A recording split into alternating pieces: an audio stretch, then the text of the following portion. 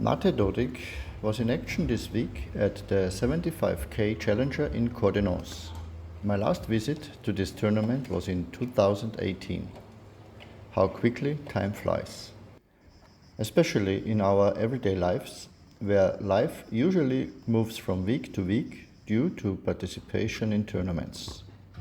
Arrival, preparation, hopefully several matches, planning the journey to the next tournament, and then the journey itself characterize the weeks.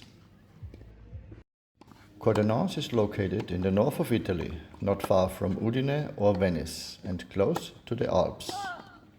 Their close proximity to Austria made the journey relatively easy.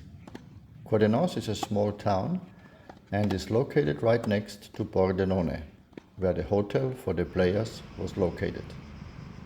The club was about a 10-minute drive from the hotel. The Eurosporting Club includes an outdoor pool, paddle tennis, and of course the tennis courts.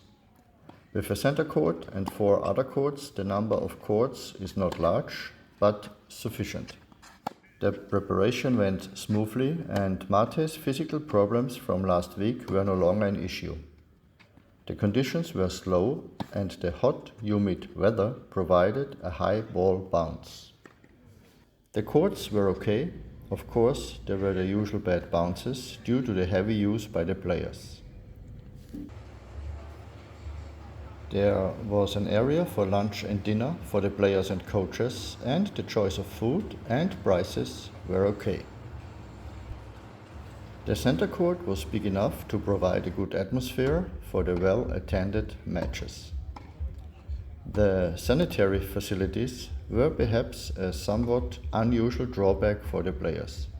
Due to the nervousness before the match, you might want to do your business in peace, but it was not possible to lock the doors of the toilets, which perhaps limited the preparation for one or the other player a little.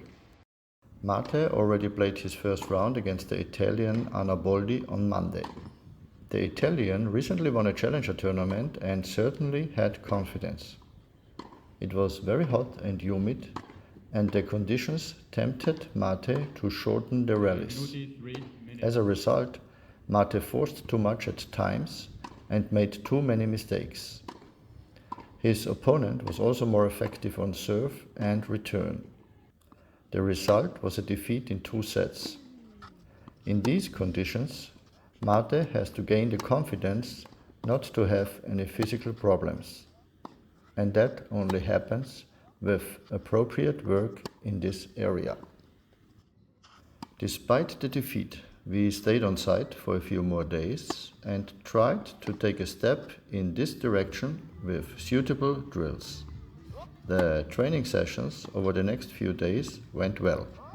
It was very hot and humid all the way through, which certainly didn't make it any easier, but that's just part of keeping the quality as high as possible. Matej still tends to lose concentration at times or fall back into old patterns. It's a process that will take time. A short visit to the center of Pordenone reveals the history of the city. It is always impressive how many beautiful places there are on our planet when people manage to live together and respect each other.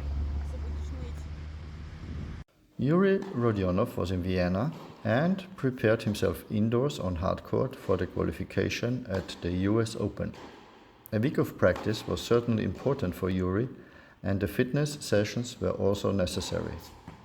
Now we are hoping for another trouble-free preparation in Canada and the USA.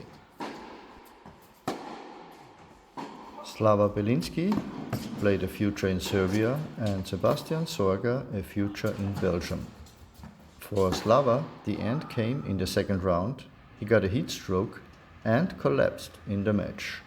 Even had to go to the hospital for a short time, but afterwards he was physically better again. Sebastian Sorger lost a close match in the quarterfinals in Belgium. So another week has passed quickly. As discussed, we are now looking ahead, and the next tasks await us. Thanks for watching, and I hope to see you in the next video.